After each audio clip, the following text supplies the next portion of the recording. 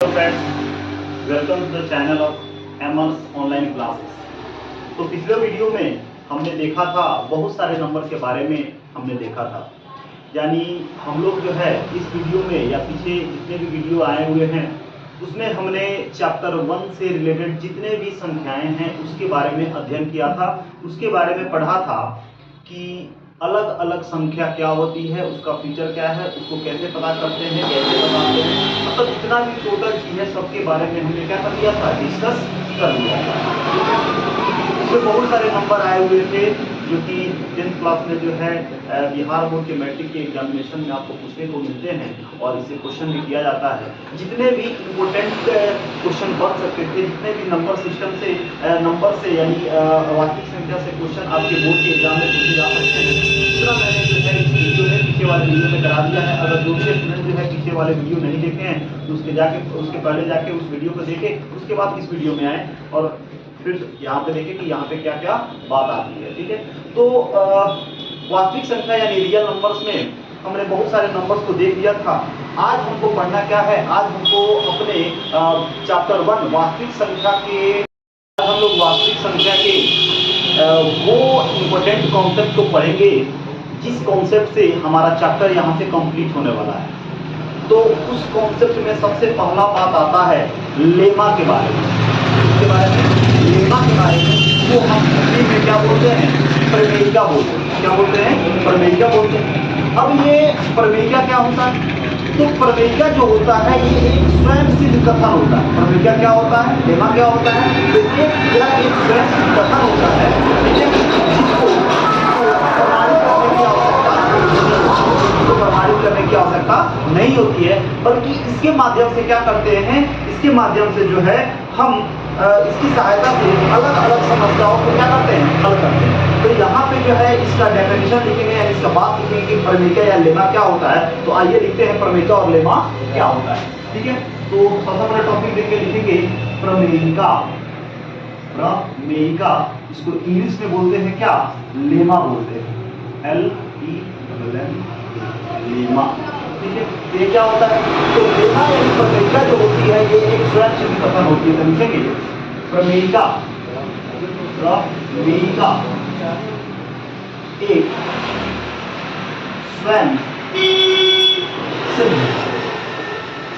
स्वयं सिद्ध कथन होती है। स्वयं सिद्ध कथन होती, प्रमेयिका एक स्वयं सिद्ध कथन होती है जिसको प्रमाणित करने की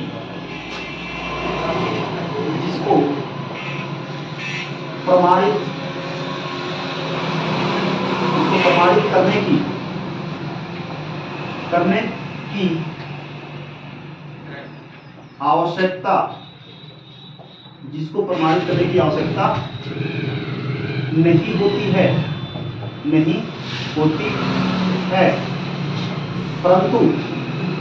परंतु इसकी सहायता से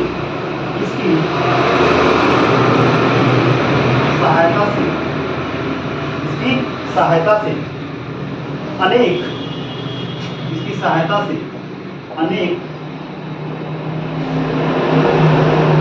समस्याओं का समाधान किया जाता है। अनेक समस्याओं का क्या किया जाता है? अनेक समस्याओं का समाधान किया जाता है या हल किया जाता है। अनेक समस्याओं का हल या समाधान किया जाता है।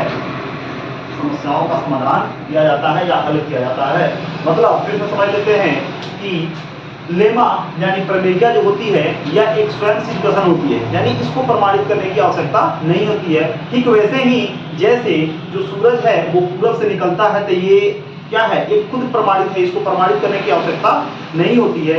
जैसे बात करें कि आदमी जो है यानी मनुष्य जो है वो मरणशील होता है, यानी इसको प्रूफ करने की आवश्यकता नहीं है। जैसे दूध जो है उजला होता है, इसको प्रमाणित करने की, इसको प्रूफ करने की आवश्यकता नहीं होती है। ठीक उसी तरह प्रमेयिका जो होती है ये एक स्वयं सिद्ध कथन होती है, जिसको प्रमाणित करने की आवश्यकता नहीं होती है, बल्कि इसके माध्यम से हम अनेक समस्याओं का क्या करते हैं, हल करते हैं। अनेक समस्याओं का क्या करते हैं, हल करते हैं, समाधान करते हैं। इसे हम क्या कहते हैं, प्रमेयिका कहते हैं। ठीक है, कोई दिक्कत नहीं है, इसको हम क्या कहते हैं, प्रमेयिका कहते हैं। उसके बाद बात आता है कि विभाजन क्या होता है।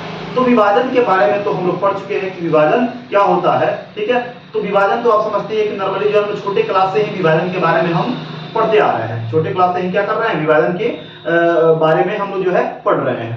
तो उसमें बात आता है, तो विभाजन तो आसान है, उसमें देखते हैं। उसके बाद एक टॉपिक आता है क्या, यूक्लिड विभाजन आपका प्रमेयिका। यूक्लिड विभाजन प्रमेयिका क्या होता है। तो प्रमेयिका तो समझ लिए कि प्रमेयिका क्या होता है, एक स्वयं सिद्ध कथन होता है जिसकी सहायता से हम क्या करते हैं, अनेक समस्याओं का समाधान या हल करते हैं। ठीक है, प्रमेयिका होता है। विभाजन तो समझते ही हैं, छोटे क्लास से हम लोग विभाजन करते आए हुए हैं। ठीक है, अब ये यूक्लिड क्या है, तो यूक्लिड जो थे ये एक क्या थे, साइंटिस्ट थे, ये एक वैज्ञानिक थे, जिन्होंने इस विभाजन की प्रक्रिया को किया था, इस विभाजन की प्रक्रिया को किया था और प्रूफ करके बताया था। इसीलिए इसको हम क्या कहते हैं, यूक्लिड विभाजन प्रमेयिका कहते हैं। ठीक है, कोई दिक्कत नहीं है, बात समझ में आया। ठीक, तो अब यूक्लिड विभाजन प्रमेयिका में क्या होता है, तो यहाँ पे लिखेंगे यूक्लिड विभाजन प्रमेयिका, जिसको यूक्लिड विभाजन लेमा भी कहते हैं। तो लिखेंगे यूक्लिड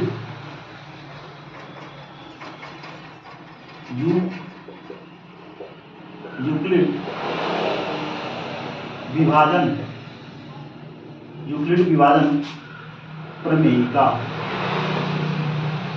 यूक्लिड विभाजन प्रमेयिका। ठीक है, यूक्लिड विभाजन प्रमेयिका जिसको इंग्लिश में बोलते हैं Euclid division lemma, Euclid division lemma. इसमें यूक्लिड डिवीजन लेमा में क्या होता है, ठीक है, तो आप जानते हैं कि विभाजन एक स्वयं सिद्ध प्रमेयिका। विभाजन क्या होती है, तो यहां पर लिखेंगे विभाजन एक स्वयं सिद्ध कथन, विभाजन एक स्वयं सिद्ध प्रमेयिका, स्वयं सिद्ध प्रमेयिका होती है, प्रमेयिका होती है, जिसकी सहायता से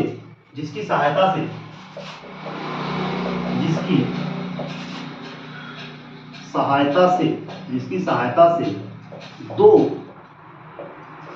धनात्मक संख्याओं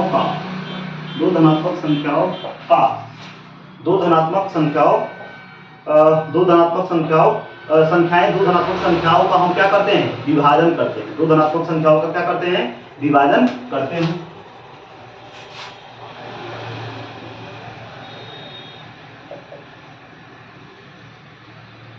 विभाजन करते हैं, जिसे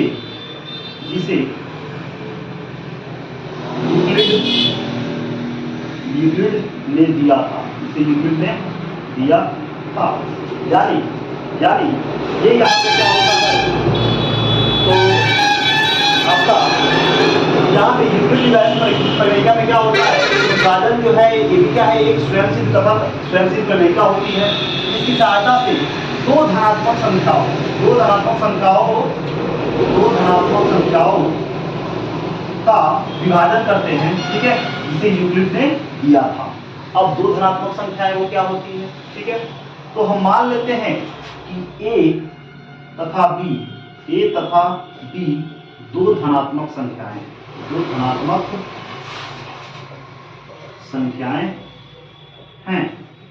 धनात्मक, ए तथा बी क्या है, दो धनात्मक यहाँ पे संख्याएं हैं। ठीक, कोई दिक्कत नहीं है, दो धनात्मक संख्याएं हैं, जिसमें ए जो है वो ग्रेटर है किससे, बी से। ए जो है वो क्या है, ग्रेटर है किससे, बी से बड़ा है।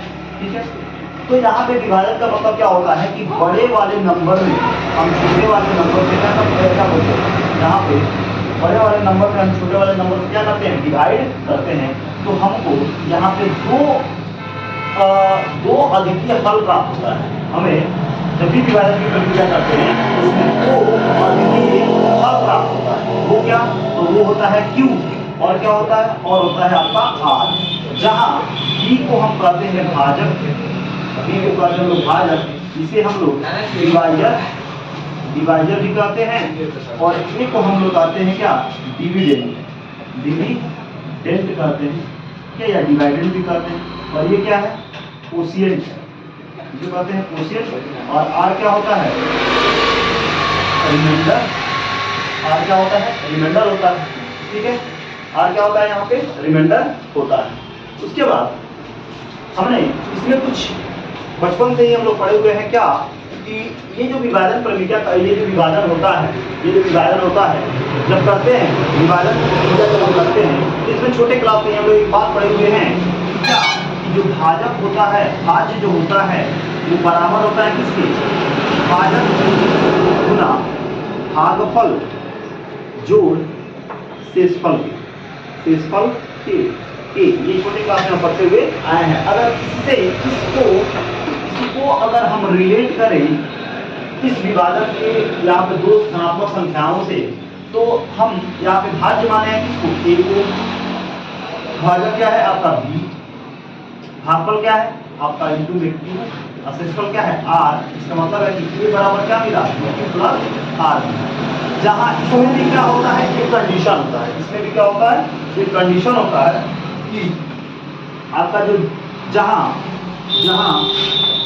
जीरो जो होता है वो R के बराबर भी होता है या R से छोटा होता है, लेकिन R जो है वो हमेशा B से छोटा होता है। इसका क्या मतलब हुआ, इसका मतलब जो है अभी हम यहाँ पे समझते हैं, एक एग्जाम्पल से समझते हैं। जैसे अगर हम यहाँ पे देते हैं 2, इसमें भाग देते हैं 5 से, तो 2 कितना बार हो जाएगा, 2 बार हो जाएगा। तो यहाँ पे हुआ 4, और इसको कहते हैं कितना 1 आ गया। मतलब इसको हम क्या बोले हुए हैं, इसको हम बोले हुए हैं B, इसको बोले हुए हैं हम A, इसको बोले हुए हैं हम क्या Q बोले हैं, और इसको बोले हैं क्या R। तो यहाँ पे आप जानते हैं कि जब भी हम विभाजन करते हैं तो शेषफल में या तो 0 आ सकता है, नहीं तो 1 आ सकता है, इस तरह आपको देखने को मिलेंगे। तो यहाँ पे R जो है एक तो 0 भी आ सकता है, अगर 0 से R को रिलेट करें, अगर 0 से क्या करें, R को रिलेट करें, तो रिमाइंडर जो है यहाँ पे R का मतलब क्या है, शेषफल। तो जब भी हम विभाजन की क्रिया करते हैं तो शेषफल 0 भी आ सकता है, इसका मतलब क्या, R 0 आ जाएगा, यानी R जो होगा वो 0 के बराबर होगा, या कभी कभी 0 से बड़ा भी आ जाता है, जैसे अभी यहाँ पे 1 आ गया। इस तरह से कह सकते हैं कि जो 0 है वो R के बराबर भी हो सकता है, और R से क्या हो सकता है, छोटा भी हो सकता है। तो इसको हम कह सकते हैं R से छोटा भी हो सकता है। क्लियर है।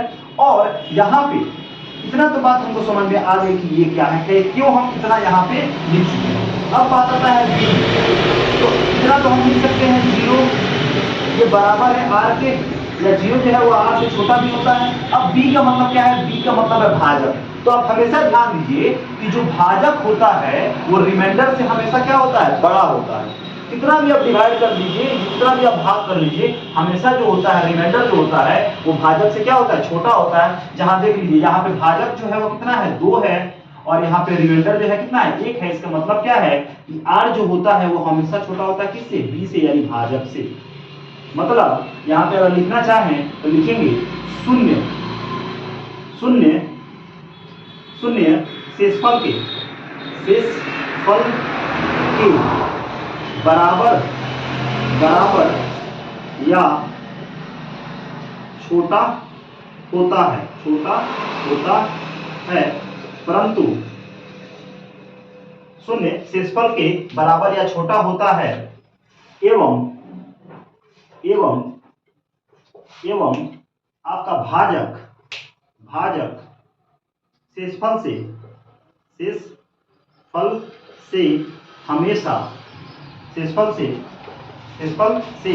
हमेशा बड़ा होता है। इसको ऐसे भी याद रख सकते हैं, हमेशा क्या होता है, बड़ा होता है। इसको ऐसे भी हम कह सकते हैं कि जो जीरो है वो आर से क्या होता है, जीरो जो है वो आर के बराबर भी होता है, या जीरो जो है वो आर से छोटा होता है, लेकिन आर जो होता है वो हमेशा बी से क्या होता है, आर जो होता है हमेशा बी से छोटा होता है। एक और एग्जांपल अगर देखें तो बहुत सारे एग्जांपल यहाँ पे देखने को मिलेंगे। जैसे हम यहाँ पे कर देते हैं क्या, 5 कर देते हैं और 11 कर देते हैं, ठीक है। उसके बाद हम यहाँ पे क्या कर देते हैं, 3 कर देते हैं, 17 कर देते हैं, 2 कर देते हैं और यहाँ पे 10 कर देते हैं। बारी बारी से समझते हैं क्या है। ये तो हम जाने हुए हैं कि जीरो जो होता है आर, यहाँ पे अगर ट्रिक से समझना चाहें तो बस जीरो आर दीजिए, डी दीजिए, ठीक है। आर को बड़ा रखिए, बराबर रखिए, इधर की तरफ रखिए। ये जो होता है ये होता है ट्रिक। लेकिन कॉन्सेप्ट क्या है तो अभी देखे हुए हैं, इसको कुछ और देखते हैं। तो 5 की कितना हो जाएगा, 10 हो जाएगा, घटाएंगे तो कितना होगा, 1 हो जाएगा।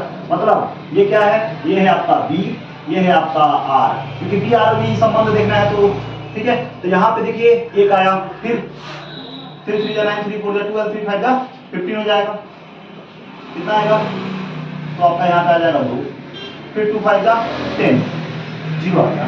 मतलब यहाँ पे हम देख पा रहे हैं कि इस कंडीशन में और इस कंडीशन में जो यहाँ पे है आपका जीरो है और यहाँ पे ये सारे क्या है, आर है, ये भी क्या है आपका आर है, और ये क्या है आपका बी है, और ये क्या है आपका बी है। क्लियर है।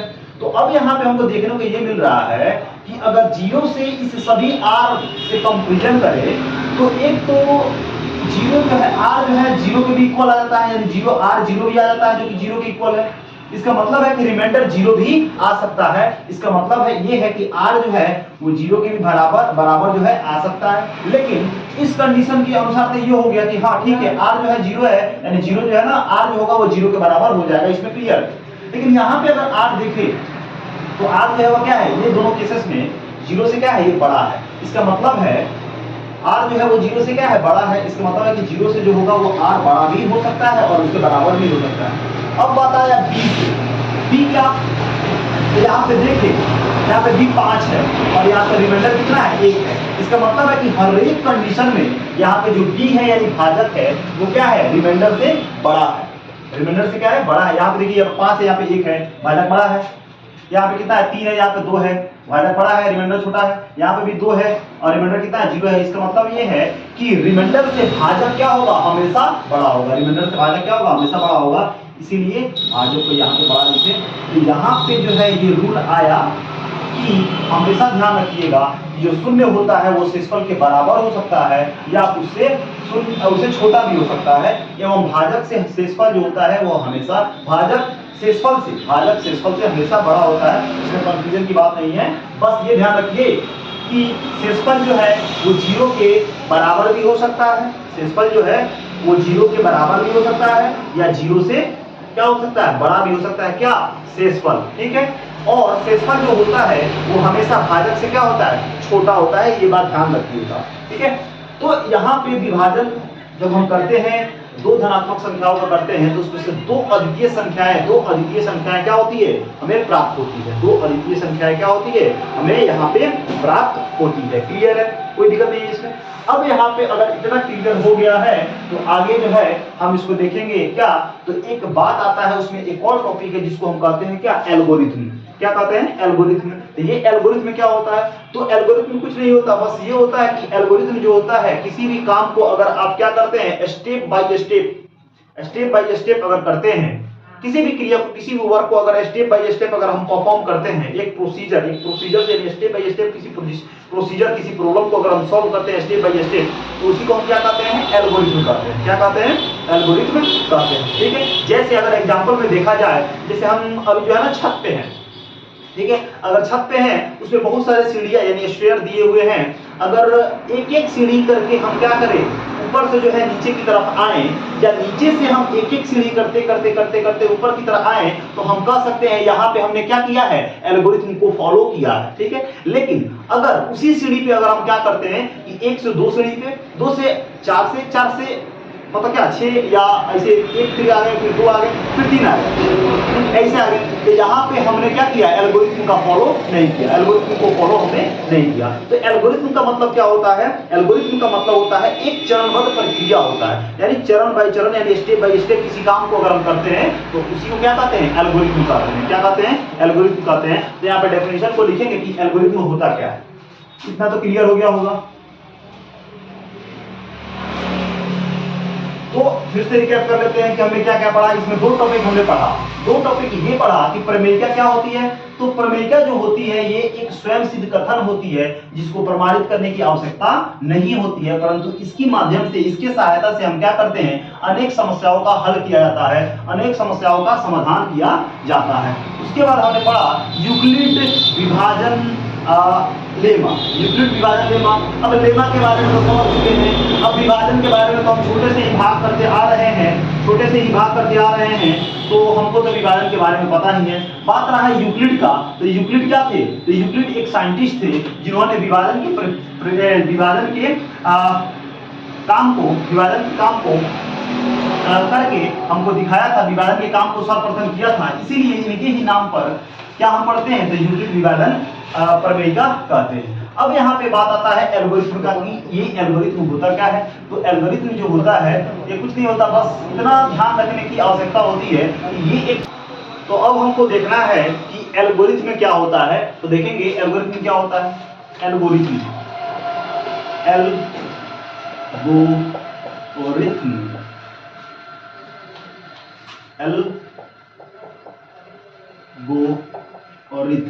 ठीक है। एल्गोरिथम क्या होता है, तो जब किसी भी प्रकार की क्रिया को अगर हम चरणबद्ध रूप से यानी स्टेप बाय स्टेप अगर हम संपन्न करते हैं या संपन्न की जाती है तो उसे ही हम क्या कहते हैं, एल्गोरिथम कहते हैं। तो लिखेंगे यहाँ पे लिखिए जब किसी कार्य को चरणबद्ध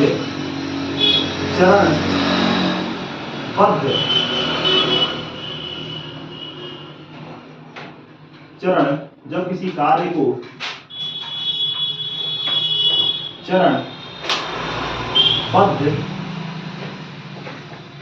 रूप से संपन्न किया जाता है, जब किसी कार्य को चरणबद्ध रूप से क्या किया जाता है, तो संपन्न किया जाता है, संपन्न किया जाता है या संपन्न होती है या संपन्न होती है, तो उसे ही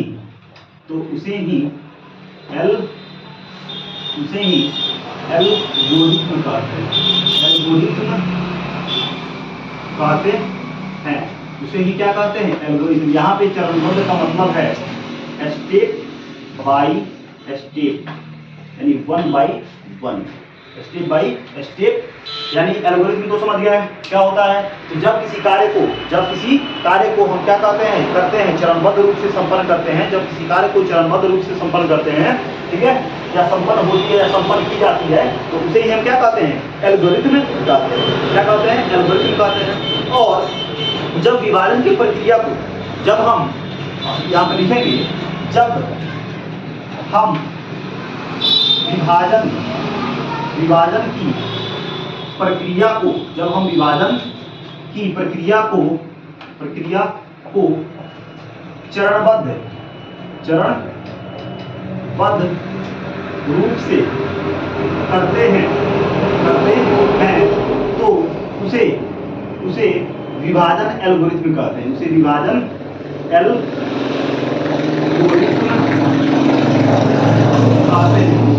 एल्गोरिथम कहते हैं। ठीक है। अब इसे सर्वप्रथम इस प्रक्रिया का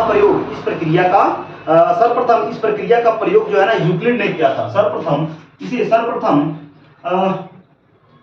प्रक्रिया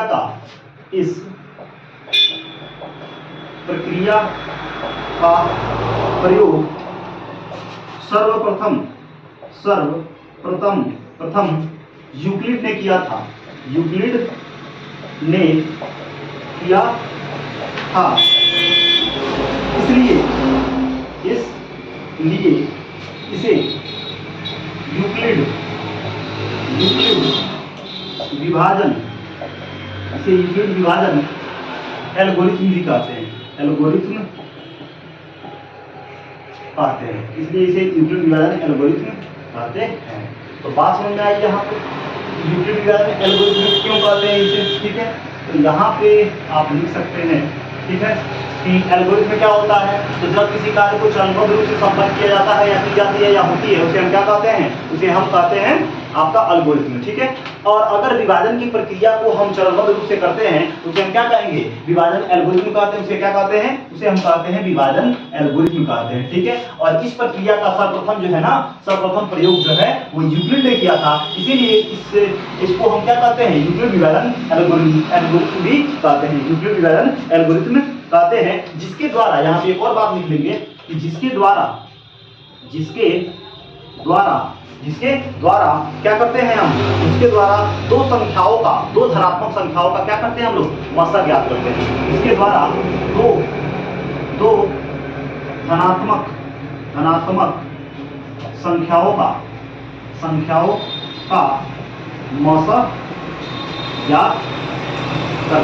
मसा ज्ञात करते हैं, इसके द्वारा दो धनात्मक संख्याओं का क्या करते हैं, मौसा ज्ञात करते हैं। इसके द्वारा दो धनात्मक संख्याओं का मौसा ज्ञात करते हैं। तो यूक्लिड विभाजन एल्गोरिथम के द्वारा दो धनात्मक संख्याओं का मौसा ज्ञात किया जाता है। इसके अभी जो 2023 में जो है एग्जाम हुआ है बिहार बोर्ड का क्लास 10 का मैट्रिक का, उसमें एक आपके मॉडल पेपर में क्वेश्चन दिया हुआ था कि दो धनात्मक संख्याओं का मसा, ऐसा क्वेश्चन किया था कि हम लोग यूक्लिड विभाजन प्रमेय क्या था, यूक्लिड विभाजन एल्गोरिथम के द्वारा किसको निकालने की तकनीक है, या किसको हम लोग परिकलित करते हैं, किसको निकालते हैं। तो वहां पे ऑप्शन में दिया था एलसीएम, एचसीएफ, एक संख्या और पूर्णांक संख्या क्या था, यानी पूर्ण संख्या या पूर्णांक संख्या ऐसा बोला हुआ था। तो उसमें हम लोग टिक लगाना होता है, उसमें बताना होता है कि एचसीएफ निकालने का तकनीक होता है, ठीक है। तो क्वेश्चन ऐसा किया था कि यूक्लिड विभाजन, ऐसे भी क्वेश्चन कर सकता है कि यूक्लिड विभाजन एल्गोरिथम में हम किन दो संख्याओं का मसा ज्ञात करते हैं। तो दो धनात्मक संख्याओं का, हमें ध्यान रखिएगा, हमेशा ध्यान रखिएगा कि दो धनात्मक संख्याओं का मसा ज्ञात करते हैं। या ऐसे भी कह सकता है कि यूक्लिड विभाजन एल्गोरिथम में हम किन संख्याओं का मसा निकालते हैं, तो दो धनात्मक संख्याओं का मसा निकालते हैं। इस तरह भी कह देगा कि यूक्लिड विभाजन एल्गोरिथम के द्वारा किसे परिकलित करने की तकनीक है, किसे निकालने की तकनीक है, तो एचसीएफ को निकालने की तकनीक है। यहाँ पे आपको इस तरह से क्वेश्चन दे देगा, ठीक है। तो आइए इस पे जो है ना, इस पे हम क्वेश्चन करते हैं, एक एग्जांपल करते हैं, बुक कहीं पे एक एग्जांपल करते हैं, ठीक है। इसको कैसे हम लोग क्या करते हैं, फाइंड आउट करते हैं, कैसे इसको निकालते हैं, ठीक है। देखिए इसको लिख लिए होंगे, जाते हैं इसको। तो अब यहाँ से आपको ये भी पूछ देता है कि यूक्लिड विभाजन प्रमेय का यूज करके आप मौसा निकालिए, या यूक्लिड विभाजन एल्गोरिथम का यूज करके आप मौसा निकालिए, ठीक है। तो कैसे निकालते हैं, तो यहाँ पे कैसे मौसा इसको फाइंड आउट करते हैं, कैसे निकालते हैं, तो यहाँ पे हम लोग देखेंगे, ठीक है। वैसे ये जो टॉपिक अभी हम बताए हैं, जितना क्वेश्चन इसमें से पूछ सकता था उतना अभी हमने बता दिया है। या तो इसमें एचसीएफ के बारे में, दो धनात्मक संख्या के बारे में पूछेगा कि यूक्लिड विभाजन एल्गोरिथम से किन संख्याओं का हम लोग मौसा निकालते हैं, तो दो धनात्मक संख्याओं का मौसा निकालते हैं। यूक्लिड विभाजन एल्गोरिथम से दो धनात्मक संख्याओं का हम क्या निकालते हैं, तो मौसा निकालते हैं। किसका मौसा निकालते हैं, तो दो धनात्मक संख्याओं का क्या करते हैं, यहाँ पे मौसा निकालते हैं, ठीक है। क्लियर है, कोई दिक्कत नहीं है। चलिए आपका ऐसा क्वेश्चन दे देगा कि यूक्लिड विभाजन एल्गोरिथम द्वारा मौसा का निर्धारण करें। यूक्लिड विभाजन एल्गोरिथम के द्वारा यहाँ पर लिख देगा कि यूक्लिड विभाजन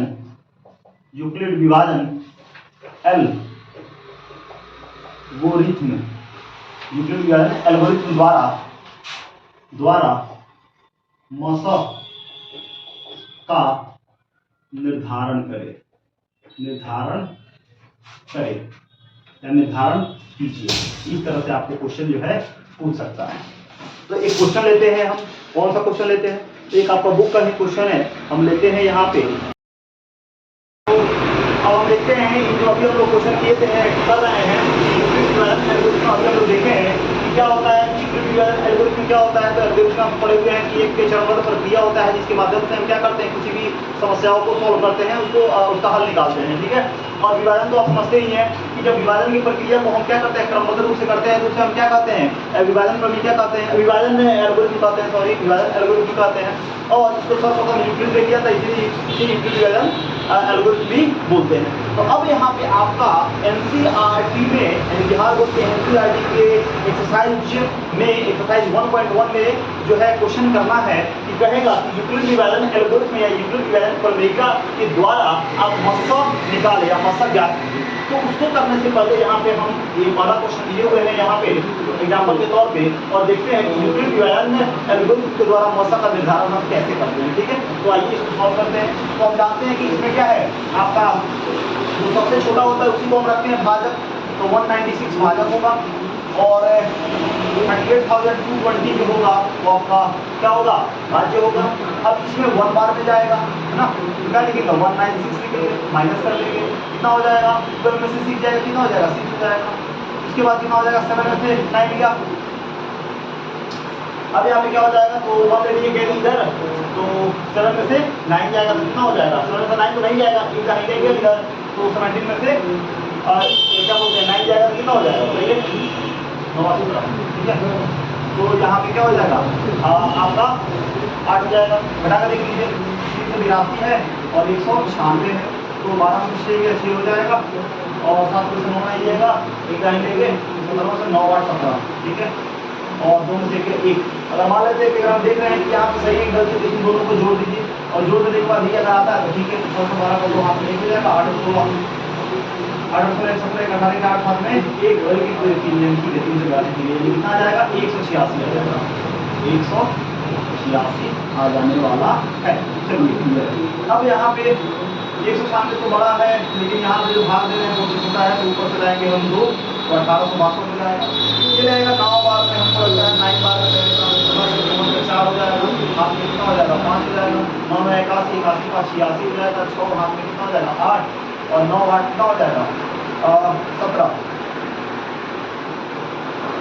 हो जाएगा, 12 में 4 गया 8 हो जाएगा, 5 में 6 1 का नहीं, 15 में 6 हो गया, 9 15 हो जाएगा, यहाँ पे आ जाएगा कितना आपका 0 हो जाएगा।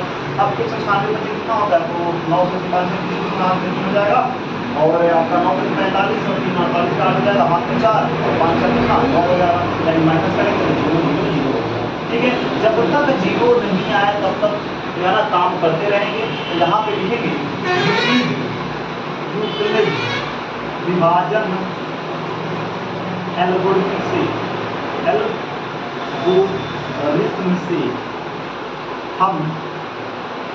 से हम जानते हैं, क्या जानते हैं सर, तो A बराबर BQ प्लस R होता है, A बराबर BQ प्लस R होता है, जहाँ A बताता है भाज्य को, B बताता है भाजक को, और आपका Q बताता है किसको, भागफल को बताता है, और R जो बताता है वो किसको बताता है, शेषफल को बताता है, ठीक है। तो अब यहाँ पे जो कितने चरण में ये काम खत्म हुआ है, यानी कितने चरण से ये काम खत्म हुआ है, तो ये जो है ना एक चरण में ही काम खत्म हो गया है, ठीक है। तो यहाँ पे लिखेंगे ये कितना है, 38 220 है, आपका कितना है 196 है, और मल्टीप्लाई कितना 195 और प्लस 0 0 0, ठीक है।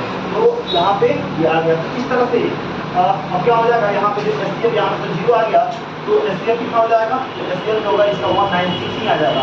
एससीएफ तब होगा जब रिमाइंडर जो है इसका 0 आएगा, तभी एससीएफ होगा। जो डिवाइडर होता है वो तभी एससीएफ होगा जब रिमाइंडर क्या हो जाए 0 हो जाए, ठीक है। तो यहाँ पे इसका जो एससीएफ हो जाएगा वो क्या हो जाएगा, आपका 196 हो जाएगा, 196 हो जाएगा। अब इसके अलावे कुछ और एग्जाम्पल जो है हम लोग देखेंगे क्या है, एग्जाम्पल क्या है, ठीक है। एक और एग्जाम्पल लेते हैं ताकि जो है अच्छे से आपका क्लियर हो जाए। तो और एग्जाम्पल हम लेंगे इसमें, अब देखते हैं बुक से, देखते हैं एक और एग्जाम्पल हम अपने से ले रहे हैं। चलिए यहाँ पे एक और एग्जाम्पल लेते हैं हम, जिसे हम क्या करते हैं, आप मान लेते हैं दूसरा नंबर में 15 ले लेते हैं एवं 15 ठीक है 387 ले लेते हैं। तो अब यहाँ पे आप जानते हैं 15 है 387 है, तो आपका बड़ा है 387। जो बड़ा होता है उसको रखते हैं भाज्य में, जो छोटा होता है उसको रखते हैं भाजक में। तो 15 यहीं पे ठीक है, 387 यहीं पे ठीक है। अब 2 बार में जाएगा, 15 गुना कितना हो जाएगा 30 हो जाएगा, घटाएंगे तो हो जाएगा 8, 0 हो जाएगा, आ गया कितना 7 आ गया। ठीक है, किसी स्थिति में एक से भाग नहीं लगेगा तो एक नंबर आएगा।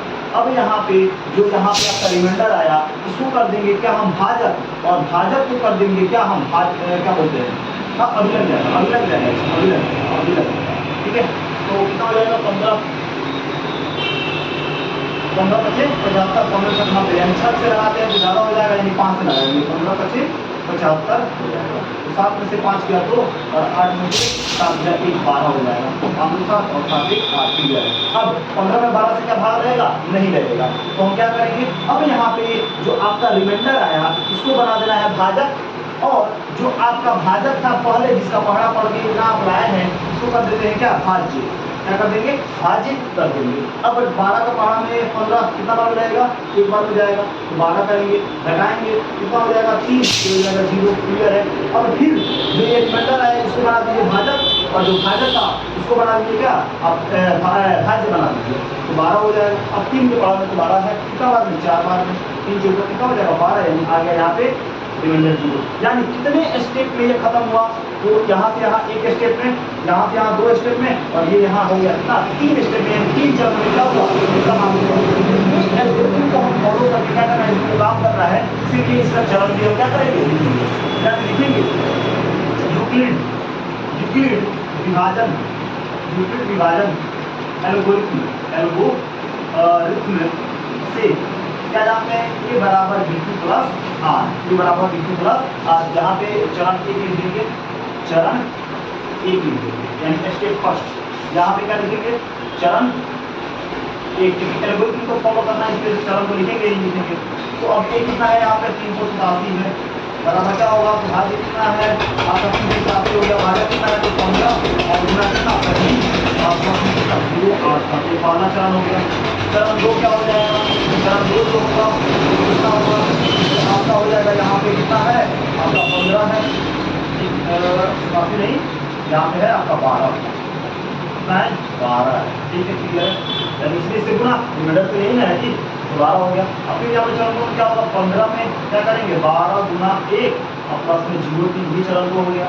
अब चरण 3 कितना हो गया, चरण 3 में क्या हो जाएगा, तो 12 में क्या करेंगे तो 3 से 4 से करेंगे और फिर क्या 0 यानी जहां रिमाइंडर 0 आ गया उसका जो भाजक होता है, यानी ये जो दिख रहा है भाजक यही हो जाता है क्या एचसीएफ, यानी इसका एचसीएफ कितना हो गया, यानी एचसीएफ यानी मतलब जो हो गया वो कितना हो गया यहाँ पे हो गया आपका 3। तो इस तरह से जो है हम यूक्लिड विभाजन एल्गोरिथम द्वारा मौसा का निर्धारण करते हैं। इस तरह से हम क्या करते हैं यूक्लिड विभाजन एल्गोरिथम के द्वारा मौसा का निर्धारण करते हैं। ठीक है, अब इसमें 1-2 और कॉन्सेप्ट है, ये कॉन्सेप्ट खत्म हुआ और उसके बाद जो है हम अपना प्रश्नावली 1.1 को क्या करेंगे स्टार्ट करेंगे, जो कि सबसे आसान होता है, सबसे आसान है उसमें। ठीक है, वैसे मैथ तो सबसे आसान होता ही है, बस उसको कॉन्सेप्ट की समझने की जरूरत होती है। ठीक है, इसको मिटाते हैं, शायद आप लिख लिए होंगे। ठीक है, ज़्यादा स्क्रीनशॉट लेना होगा तो ले लीजिएगा। ठीक है, तो अब इसको हम मिटाते हैं, आगे देखेंगे कि क्या है।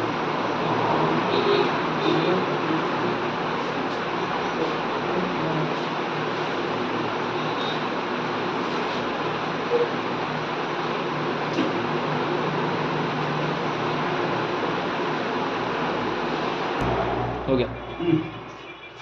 इसके बाद जो है अब हमको एक और टॉपिक पढ़ना है, क्या अंक गणित का आधारभूत प्रमेय, इसको फंडामेंटल थ्योरम ऑफ अर्थमेटिक कहते हैं। ये जो फंडामेंटल थ्योरम ऑफ अर्थमेटिक है, फंडामेंटल थ्योरम ऑफ अर्थमेटिक है, जिसको हम क्या कहते हैं, इसको हम कहते हैं आपका अंक गणित का आधारभूत प्रमेय। तो अंक गणित का आधारभूत प्रमेय क्या होता है, अंक गणित का आधारभूत प्रमेय कहता है कि प्रत्येक भाज्य संख्या को अभाज्य संख्याओं के एक गुणनफल के रूप में लिखा जा सकता है। मतलब क्या है कि अभाज्य क्या बोलते हैं, अंक गणित का आधारभूत प्रमेय क्या कहता है, कहता यह है कि प्रत्येक भाज्य संख्या को अभाज्य संख्या के क्या कर सकते हैं, गुणनखंड के रूप में, यानी गुणनखंड के रूप में क्या कर सकते हैं, हम व्यक्त कर सकते हैं। तथा उसका अगर क्रम को बदल दे तब भी उस पर कोई प्रभाव नहीं पड़ने वाला। अब ये क्या होता है, कैसे होता है, इसको एग्जांपल से समझेंगे। पहले उसका डेफिनेशन लिख लेते हैं कि अंकगणित का आधारभूत प्रमेय क्या कहता है।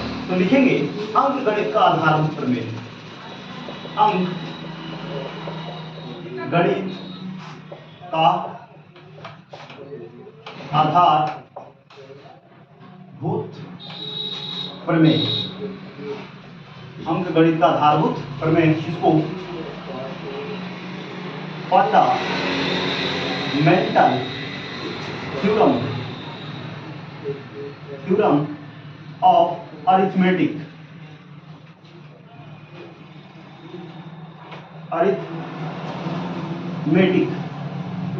फंडामेंटल थ्योरम ऑफ अरिथमेटिक कहते हैं। इसमें क्या होता है, इसमें ये कहता है कि प्रत्येक भाग संख्या को, प्रत्येक भाज्य संख्या को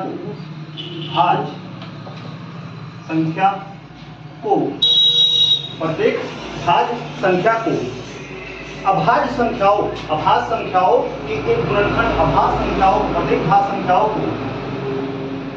अभाज्य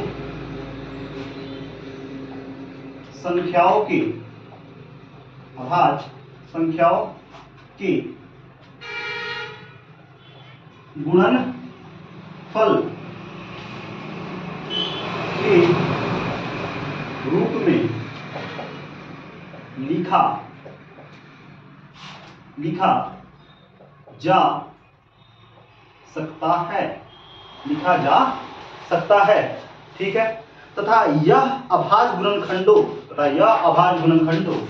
यहाँ पर लिखेंगे, तथा यह अभाज्य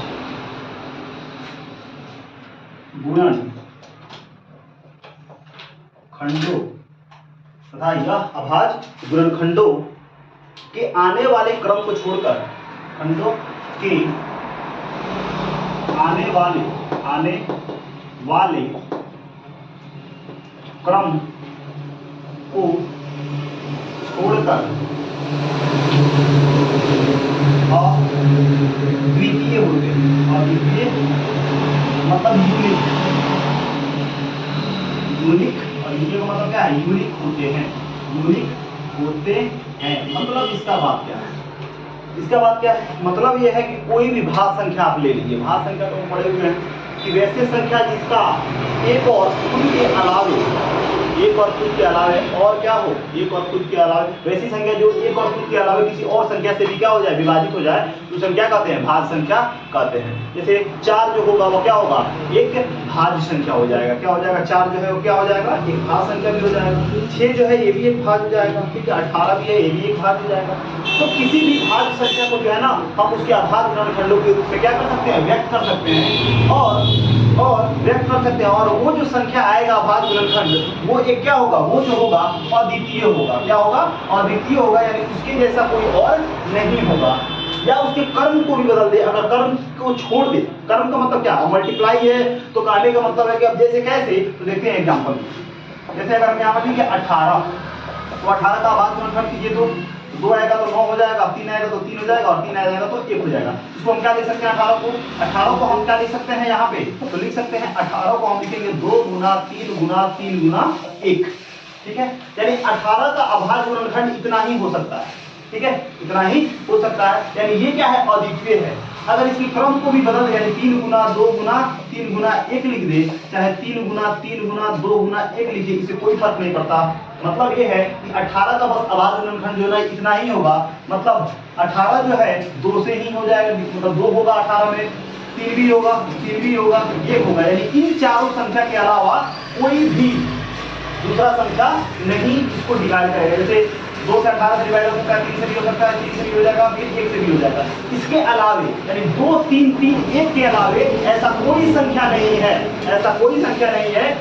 जिसमें 18 जो है वो पूर्णतः विभाजित हो जाएगा, यानी उससे दूसरा गुणनखंड हो जाएगा नहीं, ठीक है। इतना जो है, और खुद जानते हैं कि कोई भी संख्या जो है ना खुद का एक गुणनखंड होता है, ठीक है। मतलब ये 18 को हम अभाज्य गुणनखंड के रूप में अगर लिखें तो इतना ही नंबर आपको देखने को मिलेंगे, भले उसके क्रम को आप बदल देंगे उससे कोई फर्क नहीं पड़ता है। मतलब अगर 18 का निकालें तो इतना ही उसका क्या होगा, आपका गुणनखंड होगा। इसके अलावा कोई दूसरा 5 नहीं हो जाएगा, 7 नहीं हो जाएगा, 9 में ऐसा बोलते हैं 7 नहीं हो जाएगा यहाँ पे, ठीक है। 9 का तो हो ही जाएगा, लेकिन अभाज्य गुणनखंड के फॉर्म में लिखे तो ठीक है, क्लियर है। एक और अगर एग्जांपल लेते हैं, अगर हम 6 लिखे, क्या लिखे 6 का अभाज्य गुणनखंड करें तो 2 3 हो जाएगा, 3 हो जाएगा, 1 हो जाएगा, यानी 6 का अभाज्य गुणनखंड करें तो 2 गुना 3 गुना 1, और ये क्या है, ये सारे जो है ना अभाज्य है। अगर 9 जैसे यहाँ पे आ गया है 9 का बात, यहाँ पे 9 का बात आया है, ठीक है, तो 9 जो है ये अभाज्य नहीं है, 9 जो है क्या है, अभाज्य नहीं है। तो यहाँ पे भाज्य वाला बात ही नहीं देखना है, तो अभाज्य को देखना है कि किसी भी भाज्य संख्या को क्या कर सकते हैं हम, अभाज्य गुणनखंड के फॉर्म में क्या कर सकते हैं, लिख सकते हैं, ठीक है, क्लियर है। आगे देखिए इसमें क्या होता है, आगे देखिए। तो यहाँ पे अगर 18 का देखें, 18 का अगर यहाँ पे देखें तो 2 क्या है, एक अभाज्य संख्या है, 3 का भी अभाज्य संख्या है, 3 क्या है अभाज्य संख्या, एक लिखे चाहे नहीं लिखे कोई मतलब नहीं बनता है। यानी यहाँ पे हमको क्या क्या मिला, यहाँ पे 2 मिला, 3 मिला और 3 मिला। ये क्या है, ये 3 एक ऐसी अभाज्य संख्या है, 3 जो है ये अभाज्य संख्या है किसकी, 18 की, ठीक है। यानी अगर 18 को और फैक्टराइज करें तो ये 2 3 और 3 के अलावा कोई भी ऐसा अभाज्य संख्या नहीं है जो 18 को क्या करे, पूर्णतः क्या कर दे, विभाजित कर दे। मतलब ये है जो अंकगणित की आधारभूत प्रमेय ये कहती है कि अगर कोई भी भाज्य संख्या हो तो उसके अभाज्य गुणनखंड के रूप में हम उसे क्या कर सकते हैं, व्यक्त कर सकते हैं। और उनके अलावा कोई भी ऐसा, यानी यहाँ पे इनके अलावा इनके अभाज्य गुणनखंड 18 को करने पर, या 6 के अभाज्य गुणनखंड करने पर ये 2 3 या 2 3 3 के अलावा कोई ऐसा अभाज्य संख्या नहीं होगा जो दिए गए संख्या को क्या कर दे, डिवाइड कर दे, इनको क्या कर दे, विभाजित कर दे, ठीक है, क्लियर है। तो यही कहती है हमारी अंकगणित की आधारभूत प्रमेय कहती है, ठीक है। इसके बाद जो है यहाँ पे एक और टॉपिक आता है कि जिसमें आपका 1.1 में तो हमने एचसीएफ निकालना सीख लिया, ठीक है। उसके बाद 1.2 में जो है हमको क्या बोला हुआ है कि एचसीएफ जो है प्राइम फैक्टराइजेशन मेथड, कहने का मतलब ये है कि अभाज्य गुणनखंड विधि से प्राइम फैक्टराइजेशन मेथड या डिवीजन मेथड, कहने का मतलब है कि अभाज्य गुणनखंड विधि और विभाजन विधि से हम लोग एलसीएम और एचसीएफ कैसे निकालते हैं, ठीक है। तो ये काफी इंपॉर्टेंट होने वाला है क्योंकि इससे जो है ना हमेशा जो है हर साल जो है एक क्वेश्चन को करता है यार को। तो यहाँ पे हम सीखेंगे एलसीएम जो है वो 2 विधि से कैसे निकालते हैं, एलसीएम और एचसीएफ विभाजन विधि से कैसे निकालते हैं और प्राइम फैक्टराइजेशन मेथड यानी अभाज्य गुणनखंड विधि से कैसे निकालते हैं। तो यहाँ पे ये टॉपिक होने वाला है क्या, तो देखिए विभाजन विधि वैसे तो आप लोग जो है ना क्लास 9 में 8 में या पहले भी सीख चुके होंगे, लेकिन फिर भी अगर उसमें अगर डाउट है किसी तरह का प्रॉब्लम है उसको सॉल्व करने में, तो यहाँ पे जो अगर हम देखेंगे यहाँ पे हम सॉल्व कर रहे हैं या बता रहे हैं इसका जो कॉन्सेप्ट है कैसे जो है हम अभाज्य गुणनखंड विधि द्वारा एचसीएफ और एलसीएम निकालते हैं और विभाजन विधि द्वारा एलसीएम और एचसीएफ कैसे निकालते हैं, आराम से इसको हम यहाँ पे देख सकते हैं क्या है कैसे, ठीक है। तो यहाँ पे जो है हम 2 या 3 नंबर, कोई भी आप नंबर ले सकते हैं, 2 लीजिए या 3 लीजिए, कोई बात नहीं है, आप जो मन करे वो नंबर ले सकते हैं, 2 ले लीजिए 3 ले लीजिए, ठीक है। लेकिन उसका एलसीएम और एचसीएफ सेम आने वाला है, उसमें कोई चेंजेस आपको देखने को नहीं मिलेगा, बस मेथड चेंज होगा, तरीका चेंज होगा, लेकिन वही होगा, मेथड होगा, तरीका चेंज होगा, लेकिन सब वही होगा। जैसे मान लेते हैं कि हमको एलसीएम निकालना है, क्या निकालना है, एलसीएम जो कहते हैं lowest common multiple, lowest common multiple करते हैं, ठीक है। इसको लॉसा भी बोलते हैं, लघुत्तम समापवर्त्य बोलते हैं इसको हिंदी में, ठीक है। तो यहाँ पे एलसीएम जो है 2 विधि से हम लोग प्राप्त करते हैं, एक होता है अभाज्य गुणनखंड विधि, अभाज्य गुणनखंड विधि, और एक होता है विभाजन विधि, अभाज्य गुणनखंड विधि को हम कहते हैं prime factorisation method, prime factorisation एस भी होता है या जेड भी होता है, प्राइम फैक्टराइजेशन मेथड।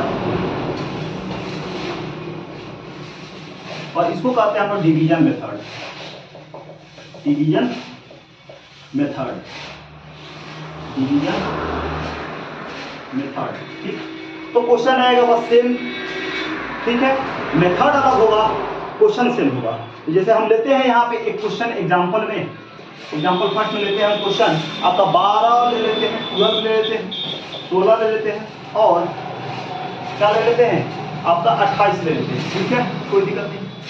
अब यहाँ से हमको प्राइम फैक्टराइजेशन मेथड से इसको भी सॉल्व करना है और यहाँ पे विभाजन विधि से भी क्या करना है, यहाँ पे सॉल्व करना है। ठीक है, तो यहाँ पे बस प्रोसेस अलग होगा, लेकिन यहाँ का जो आंसर होगा वो दोनों सेम होगा। यानी दोनों विधि से क्या करेंगे, दोनों विधि से जो है हम यहाँ पे एलसीएम को क्या करेंगे, फाइंड आउट करेंगे, यानी एलसीएम को निकालेंगे। तो चलिए पहले निकालते हैं।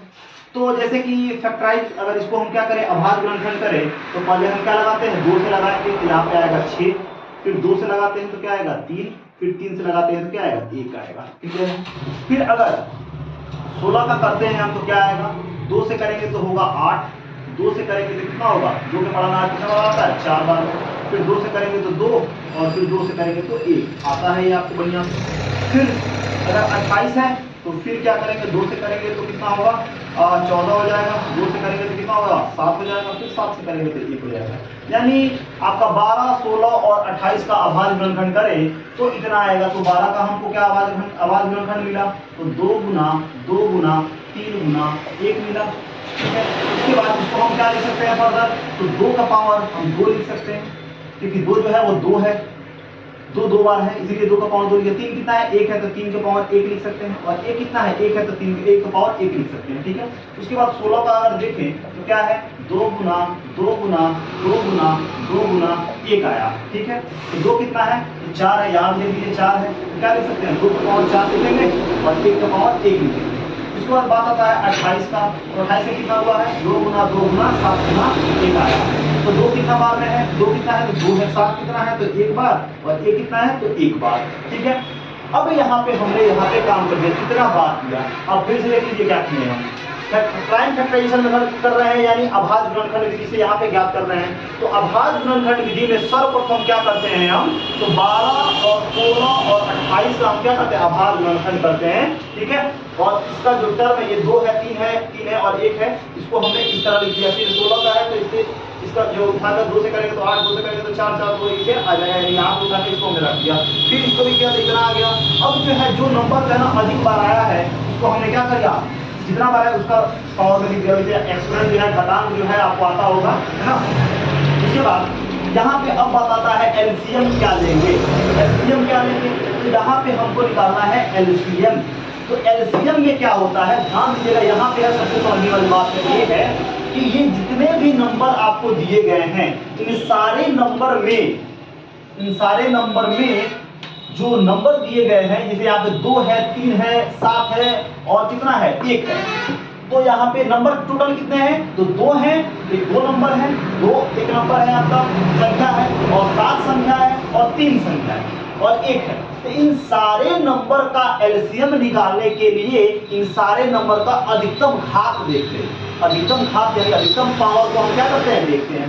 तो अब बताइए, यहाँ पे 2 का अधिकतम 2 कहाँ है, तो 2 यहाँ पे है, 2 यहाँ पे है, 2 यहाँ पे है। तो एलसीएम के लिए क्या, तो दिए गए नंबर के हाईएस्ट पावर को देखिए। तो बताइए 2 का यहाँ पे पावर तो 2 है, यहाँ पे 2 का पावर 4 है, 2 का पावर 2 है, तो सबसे ज्यादा 2 का पावर कौन आया है, यानी ये नंबर आया है 2 का पावर 4। तो ये जो 2 के पावर 4 है इसको हम क्या करेंगे, यहाँ पे लिख देंगे कि 2 का पावर 4, क्योंकि किसी भी नंबर का एलसीएम निकालने के लिए उस नंबर का हाईएस्ट पावर को हम देखते हैं। उसके बाद 3 को देख लेते हैं, तो 3 में तो एक ही है, यही तो सबसे हाईएस्ट है, इसके अलावा तो कोई 3 तो नहीं है इसके तरह 2 की तरह, तो हाईएस्ट तो यही तो आया, यानी मल्टीप्लाई में 3 का पावर 1। अब 7 का कितना है, 7 का तो हाईएस्ट यही है, ठीक है, इससे बड़ा तो है ही नहीं है, तो 7 के पावर 1 और 1 का पावर 1, यानी इसका भी हाईएस्ट कितना है, इतना ही है।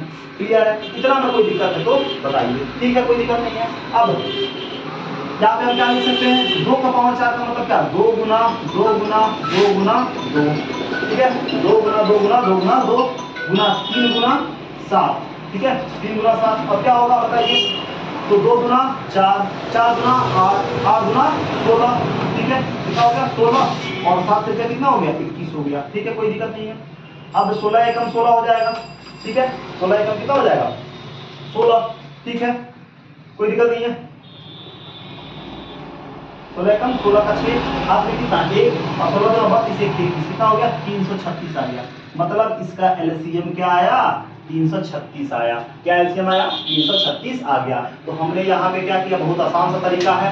सबसे पहले हमने प्राइम फैक्टराइजेशन किया। प्राइम फैक्टराइजेशन कैसे किया, तो 12 है तो 12 पर लिखेंगे। तो सबसे पहले चेक क्या करते हैं, सबसे पहले 2 से लगाते हैं, उसके बाद 3 से करते हैं, ठीक है। उसके बाद क्या, यानी इसको अभाज्य गुणनखंड नहीं क्यों करते, क्योंकि हमको क्या करना है, अभाज्य संख्याओं से ही क्या करना है, इसको फैक्टराइज करना है। अभाज्य संख्या से ही इसका क्या करना है, गुणनखंड निकालना है। इसीलिए पहले 2 से लाएंगे, 3 से लाएंगे, 5 से लाएंगे, 7 से लाएंगे, 11 से, इस तरह से ये सारे क्या है, अभाज्य नंबर है। तो बारी बारी से जो है ना हम इसको लगाते हैं। तो सबसे पहले तो 2 से लगाएंगे, 2 से तो लग जाएगा 12 है, तो 2 के टेबल में 12 कितना बार में आता है, तो 6 बार में, तो 6 लिखा। क्या फिर ये 2 से लग जाएगा, हाँ लग जाएगा। 2 के बड़ा में 6 कितना बार में है, तो 3 बार में, तो 3 लिख दिया। फिर अब 2 के बड़ा में तो 3 नहीं है, अब 2 के बड़ा में 3 नहीं है, तो 2 को हटाइए, अब 3 पे आएंगे। 3 के बड़ा में 3 कितना बार में है, तो 1 बार में। इस तरह ये भी करनी है, और इन सारे टर्म को इसको इसको इसको और इसको नीचे वाले सारे टर्म को हमने यहाँ पे लिख दिया। फिर उसी तरह इसको इसको इसको इसको और इसको जो है ना, इन सारे टर्म को जो है, मतलब इन सारे को जो है हमने यहाँ पे लिख दिया।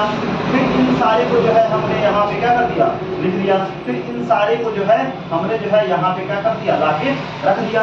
अब उसके बाद ज्यादा बड़ा दिख रहा है तो इसको घात में यानी पावर में हमने लिख दिया। पावर के बाद हमने इसमें क्या किया है, ये यही है कि जितना भी दिया गया नंबर है इन सबका क्या करते हैं, अधिकतम पावर लेते हैं। तो 2 का अधिकतम पावर कितना है, तो 4 है, तो हमने 2 का पावर 4 लिख दिया। 3 का अधिकतम पावर तो 1 है, तो 3 का पावर 1 ले लिया। 7 का अधिकतम पावर कितना है, 1 है, तो 7 का अधिकतम पावर 1 ले लिया। 1 का अधिकतम पावर कितना है, तो 1 ही है, तो 1 का अधिकतम पावर 1 ही ले लिया। उसके बाद हमने क्या करते हैं, कैलकुलेशन कर दिया, आपका एलसीएम आ गया। तो ये तो हो गया आपका प्राइम फैक्टराइजेशन मेथड। क्या हो गया, प्राइम फैक्टराइजेशन मेथड हो गया। अब यहाँ पे इसी संख्या को हम लोग विभाजन विधि से यानी भाग विधि से अभी यहाँ पे सॉल्व करते हैं। तो क्वेश्चन आएगा यही, अब विभाजन विधि से सॉल्व करते हैं, यानी इस मेथड से हम क्या करते हैं, सॉल्व करते हैं। जैसे 12 हो गया, 16 हो गया और 28 हो गया, ठीक है। तो इसमें भी क्या करते हैं, 2 से करते हैं, तो कितना होगा, 2 के बड़ा में 12 कितना बार, तो 6 बार में। 8 बार में यहाँ पे हो जाएगा, 2 के बड़ा में 16 कितना है, 8 बार में, तो कितना हो जाएगा, 14 हो जाएगा। 14 गुना 28 होता है। फिर 2 से लगा सकते हैं इसमें, तो 2 3 6 हो जाएगा, 2 चौका 8 हो जाएगा और 2 सते 14 हो जाएगा। क्लियर है, कोई दिक्कत नहीं है, समझ आ रहा है, ठीक है। अब देखिए, अब यहाँ पे इसको हम क्या लिख सकते हैं, एलसीएम के लिए क्या लिख सकते हैं, यहाँ पे 2 गुना 2 गुना 3 गुना 4 गुना 7, तो 2 गुना 4 4 तिया 12, ठीक है, यहाँ पे हो जाएगा, ठीक है। 2 गुना 4 4 तिया 12 हो जाएगा और 7 चौका 28 हो जाएगा, ठीक है। तो अब कितना हो जाएगा, 12 बटे 96 का 6 हो जाएगा। हाथ में कितना हो जाएगा, 9, 12 गुना 24 और 24 और 9 कितना होता है, तो 24 और 9 जोड़ दिए, 9 4 3 यानी कि 30 कितना हो गया, 31 हो गया। मतलब यहाँ पे क्या हो रहा है, देखिए यहाँ पे प्राइम फैक्टराइजेशन मेथड से करें यानी अभाज्य गुणनखंड विधि से करें, तब भी वही आंसर आया आपका। या उसी को अगर हम विभाजन विधि से करें तभी क्या आया, वही आंसर आया। मतलब तरीका बदल रहा है, आंसर सेम है। तो इस तरह से हम क्या करते हैं, एलसीएम निकालते हैं अभाज्य गुणनखंड विधि और विभाजन विधि से। ठीक इसी तरह जो है हम लोग इसका ही एचसीएफ निकालेंगे, जिसको हम क्या कहते हैं, हाईएस्ट कॉमन फैक्टर बोलते हैं। और इसमें भी 2 बात आते हैं, क्या, अभाज्य गुणनखंड विधि और विभाजन विधि। इसमें भी क्या आते हैं, 2 टर्म आते हैं, यानी अभाज्य गुणनखंड विधि और विभाजन विधि। तो आइए अब यहाँ पे देखते हैं कि क्या होता है। जो है इस तरह से जो है हम लोग एलसीएम निकालते हैं। तो इसमें तो हमको नहीं लगता है कोई दिक्कत होता होगा। और यहाँ पे शायद लग रहा है कि जो है ना, यहाँ पे कुछ दिख नहीं रहा है एलसीएम कितना आया है इसका। यहाँ पे तो एलसीएम जो है 16 में 21 से गुना करेंगे तो 336 एलसीएम आएगा यहाँ पे। यानी यहाँ पे भी 336 आया है और यहाँ पे भी 336 आया है। तो अब हम देखते हैं क्या, इसी का हम विभाजन विधि देखते क्या बोलते हैं, एचसीएफ कैसे निकालते हैं, एचसीएफ कैसे निकालते हैं, ठीक है। अब यहाँ पे देखेंगे। तो ये बहुत आसान सा तरीका है। इस तरह से अगर मान लेते हैं आपको समझ में नहीं आया हो, बहुत ही बारीकी से बताया गया है, बहुत ही आसान तरीका से बताया गया है। अगर समझ में नहीं आता है तो फिर भी जो है ना, 1 बार 2 बार जो है ना वीडियो को आराम से बैठ के देखिए, ठीक है, आपको जरूर समझ में आएगा, ठीक है। अगर फिर भी इसमें कहीं अगर आपको कोई दिक्कत लग रहा है तो कमेंट बॉक्स में जो है कमेंट कीजिएगा, जो है बताइएगा। तो अगले वीडियो में जो है हम आपके प्रॉब्लम को वहाँ पे क्या करेंगे, डिस्कस करेंगे, सॉल्व करेंगे, आपको बताएंगे कि आपको जो भी प्रॉब्लम होगा उसका सॉल्व करेंगे, सॉल्यूशन मिलेगा आपको, ठीक है। क्लियर है, कोई दिक्कत नहीं है। चलिए अब यहाँ पे हमको पढ़ना है क्या, एचसीएफ कैसे निकालते हैं, विभाजन विधि से या प्राइम फैक्टराइजेशन मेथड से। एचसीएफ कैसे निकालते हैं, विभाजन विधि और प्राइम फैक्टराइजेशन मेथड से, उसको यहाँ पे हम क्या करेंगे देखेंगे। क्लियर है, कोई दिक्कत नहीं है, ठीक है। तो इसमें भी क्या करेंगे, इसका भी तरीका जो है सेम वही है, काफी आसान है। बस क्या है कि थोड़ा सा बस ध्यान से देखना होगा, समझना होगा उसको बढ़िया से, सारा चीज क्लियर हो जाएगा। तो अब यहाँ पे हमको निकालना है क्या है, HCF। क्या निकालना है, HCF, जिसको हम कहते हैं highest common factor, highest common factor बोलते हैं, जिसको मसा यानी महत्तम समापवर्तक बोलते हैं, ठीक है। अब एचसीएफ जो है दो मेथड से इसको हम प्राप्त करते हैं। एक वही जो पिछला वाला जिस तरह एचसीएफ हम निकाले थे, अभाज्य गुणनखंड विधि से, अभाज्य गुणनखंड विधि से, ठीक है, जिसको प्राइम फैक्टराइजेशन मेथड कहते हैं, प्राइम फैक्टराइजेशन मेथड बोलते हैं, ठीक है। और एक होता है विभाजन विधि, जिसको हम लोग डिवीजन मेथड कहते हैं, डिवीजन मेथड बोलते हैं, ठीक है। अब आइए इस पे जो है ना हम एक क्वेश्चन करते हैं, एक क्वेश्चन ले लेते हैं हम कि कैसे जो है यहाँ पे हम एचसीएफ निकालेंगे। तो सेम वही क्वेश्चन लेते हैं आपका 12, 14 और 28 एग्जाम्पल लेते हैं यहाँ पे 12, 14 और 28, 12, 14 एवं 28 यहाँ पर लिखते हैं। अब अभाज्य गुणनखंड से वैसे ही करते हैं, ठीक है, कि आपका 12 का क्या करना है, फैक्टराइज कर लेना है। तो जानते हैं अभाज्य गुणनखंड में अभाज्य संख्या से ही भाग किया जाता है, तो सबसे छोटी अभाज्य संख्या जो होती है वो आपका 2 होती है, ठीक है। यहाँ पर 2 से लगाएंगे तो 6 आएगा, 2 से लगाएंगे तो 3 आएगा, फिर 3 से लगाएंगे तो 1 आएगा, फिर 14 है, उसी तरह फिर से 2 से करेंगे तो कितना होगा, 7 आएगा, फिर 7 से करेंगे तो 1 आ जाएगा। फिर 28 है तो फिर वैसे ही क्या करेंगे, पहले 2 से लगाएंगे तो 14 हो जाएगा, फिर 2 से लगाएंगे तो 7 हो जाएगा, फिर 7 से करेंगे तो 1 आ जाएगा यहाँ, ठीक है। फिर उसी तरह आपको करना क्या है, तो करना कुछ नहीं है, बस यहाँ पे 12 जो है ऐसे है, इसको लिखेंगे क्या, आपका ये वाला 2, 2, 3, 1 लिखेंगे, 2 गुना 2 गुना 3 गुना 1, इसको गुना के फॉर्म में लिख देंगे।